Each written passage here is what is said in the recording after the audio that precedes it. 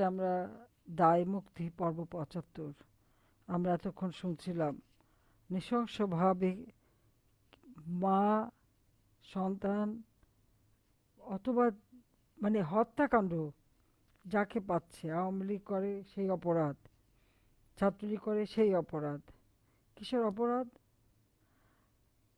এইভাবে মানুষের উপর যে অত্যাচার নির্যাতন চালাচ্ছে, কুপিয়ে কুপিয়ে হত্যা করা, ধরে নিয়ে কোনো মামলা নেই অথচ ধরে নিয়ে কারাগারে বন্দি, সেখানে কয়েকদিন পরেই তার লাশ পাওয়া গেল। এমনকি ছেলেকে মারপিট করছে দেখে মা ছুটে এসছে, সেই মাকে সেখানে মেরে হত্যা করে ফেলে। স্ত্রী, বোন, মেয়ে, কোনো কাউকেই ছাড় দেয় না। এই ধরনের মানে কাপুরুষতা আর নৃশংসতা, এটা আজকে বাংলাদেশে দেখা যাচ্ছে। এটা সত্যি খুব কষ্টকর। অথচ জাতির পিতা বঙ্গবন্ধু শেখ মুজিবুর রহমান এই দেশ স্বাধীন করেছিলেন। তিনি চেয়েছিলেন বাংলাদেশের দুঃখী মানুষের মুখে হাসি ফোটাতে। তিনি শান্তিতে বিশ্বাস করতেন এবং এই শান্তিতে বিশ্বাস করতেন বলেই তাকে ১৯৭৩ সালে ২৩শে মে বিশ্ব শান্তি পরিষদ জুলিও কুরি শান্তি পুরস্কারে ভূষিত করে।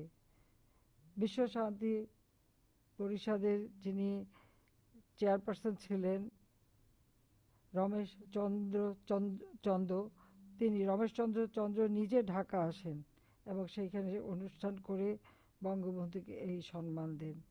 বঙ্গবন্ধু তো চেয়েছিলেন শান্তি, সৌহার্দ্য, সকলের সাথে বন্ধুত্ব, কারোর সাথে বৈরিতা নয়। সেভাবে তিনি দেশ চালিয়েছিলেন। আর কি দুর্ভাগ্য যে দেশটা তিনি জেল, জুলুম, অত্যাচার, নির্যাতন সহ্য করে স্বাধীন করে দিয়ে গেলেন, স্বাধীনতার সুফল সকলে ভোগ করছে, কিন্তু জাতির পিতাকে নির্মমভাবে হত্যা করা হলো। আজকে যখন এই স্বজনহারা মানুষগুলির কথা শুনি, আমিও তো তাদের মতনই একজন। আমরা দুই বোন। একদিন খবর পেলাম আমার বাবা, মা, তিন ভাই, এই তিন ভাই আমার ছোট।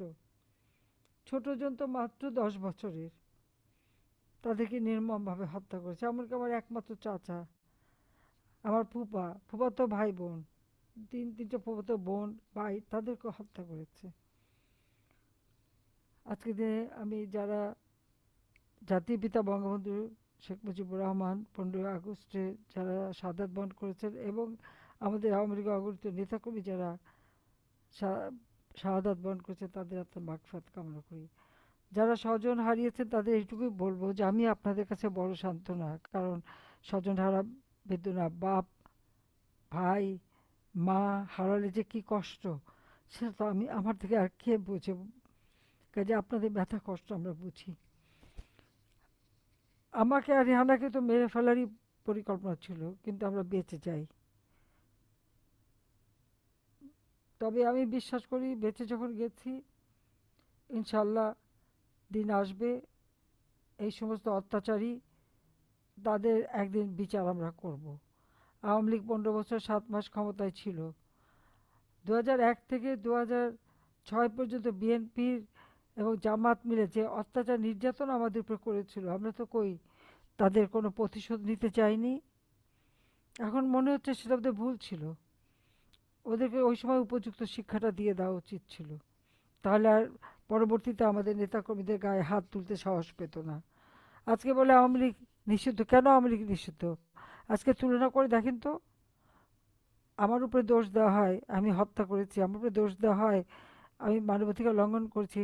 কিছু না, ওই জুলাই থেকে আগস্ট পর্যন্ত ওই সময় কয়জন মারা গেছে আর এখন কতজন মারা গেল, একটা তালিকা বের করেন। বাবার ১৫ বছরে কতজনকে আমরা নির্যাতন করছি, হত্যা করছি। আর এখন এই বাটপার, বিশ্ব বাটপার ইনুস, খুনি, দুর্নীতিবাজ, শ্রমিকের অর্থ আত্মসাৎকারী, সাজাপ্রাপ্ত আসামি, সে এসে যত মানুষকে হত্যা করেছে, আর এই হত্যাকাণ্ড ঘটিয়েছে জামাত, শিবির আর যত জঙ্গি সন্ত্রাসী।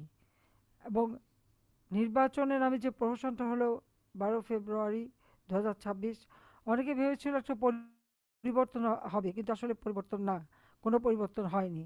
আজকে যে কটা ঘটনা আমরা শুনলাম, দেখা যাচ্ছে এই মানে আরেকজন গ্রেনেড হামলা করে আইবি রহমানের হত্যাকারী তারেক, সে ক্ষমতায় এসেই এই ঘটনাগুলি ঘটিয়ে যাচ্ছে। কাজেই এখানে কোনো পরিবর্তনই আসলে মানুষের হয়নি, বরং সাধারণ মানুষ আজকে চরম অবহেলার কষ্টের মধ্যে দিয়ে দিন যাপন করছে। একদিকে যেমন আপনজন হারিয়ে সেই স্বজন হারা বেদনা, নিজের জীবনের চলাফেরা সব কিছু যেমন শেষ, আবার অন্যদিকেও মানে জিনিসপত্রের দাম, আইন শৃঙ্খলার অবনতি, বিদ্যুৎ নাই, খাবার নাই, সার নাই, পানি নাই, চাকরি নাই, এই অবস্থা চলতে দেওয়া যায় না। ইনশাল্লাহ এই অবস্থা থেকে একদিন আমরা দেশকে মুক্ত করব।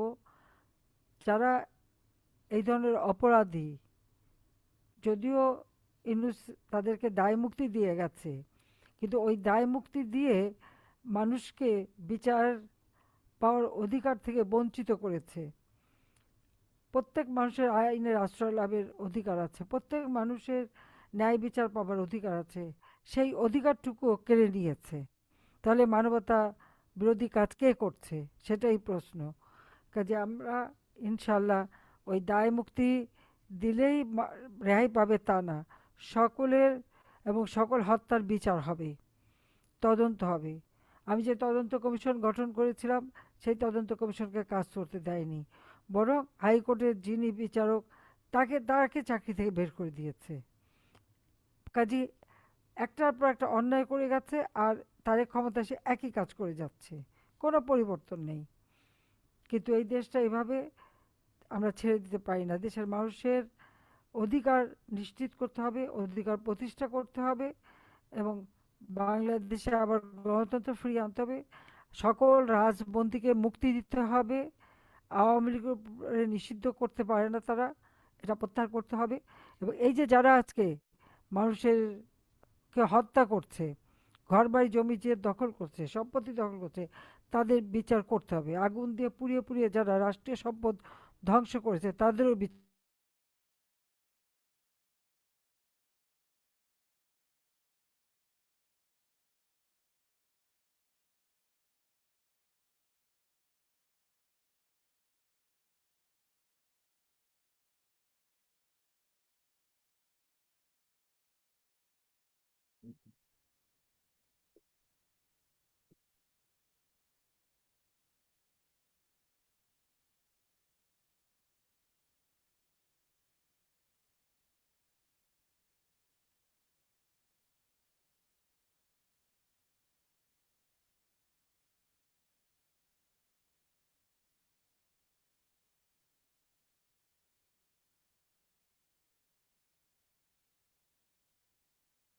মাননীয় নেত্রী, আমরা শুনতে পাচ্ছি না আপনাকে।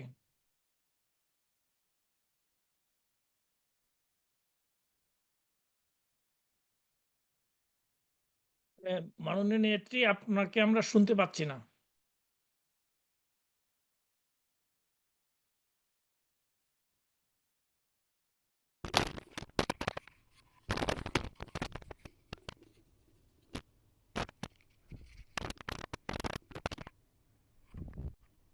মাননীয় নেত্রী, আমরা শুনতে পাচ্ছি না। হ্যাঁ, আমি জানি এটা ইন্টারনেট বারবার ডিস্টার্ব করছে, আমি আগেই বলেছিলাম।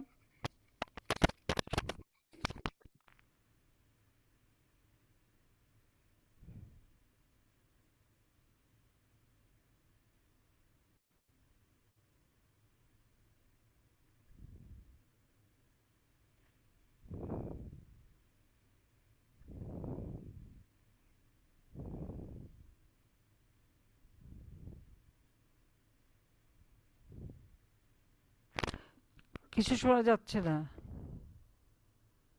এবার শোনা যাচ্ছে। হ্যাঁ, ঠিক আছে, শেষ করে দিই। জি। এই অন্যায়ের বিচার আমরা করবই করবো, এটাই আজকের দিনের প্রতি।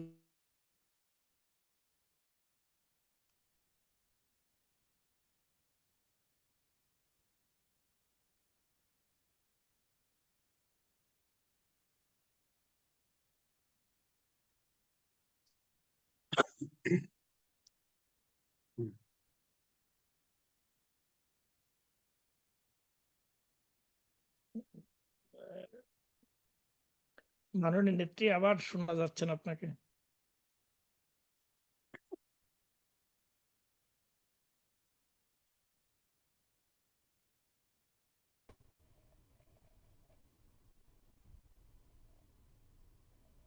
জি মাননীয় নেত্রী, আপনাকে শোনাতে পাচ্ছি না আমরা। হ্যাঁ, না, শোনা যাচ্ছে? জি, এবার শোনা যাচ্ছে। জি না, ঠিক আছে, আমার মানে আমি শেষ করে দিই, কারণ জি, বারবার ডিস্টার্ব ডিস্টার্ব হচ্ছে করে এখানে, জি হ্যাঁ। যাক, আমি সবাইকে বলবো যে আমি দোয়া করি সবাই যারা অসুস্থ সুস্থ হয়ে ওঠেন, আর যারা স্বজন হারিয়েছেন তাদের প্রতি আমার সমবেদনা জানাচ্ছি, এবং এখন যাদের চিকিৎসা প্রয়োজন অবশ্যই চিকিৎসার ব্যবস্থা আমরা করে দেব।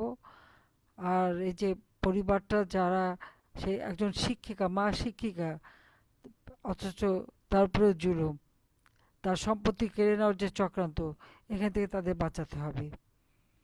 সেজন্য যা যা আমাদের করার, যে পদক্ষেপ নিতে হবে। তো সবাই ভালো থাকেন, সুস্থ থাকেন, সেই দোয়া করি। জয় বাংলা, জয় বঙ্গবন্ধু, বাংলাদেশ।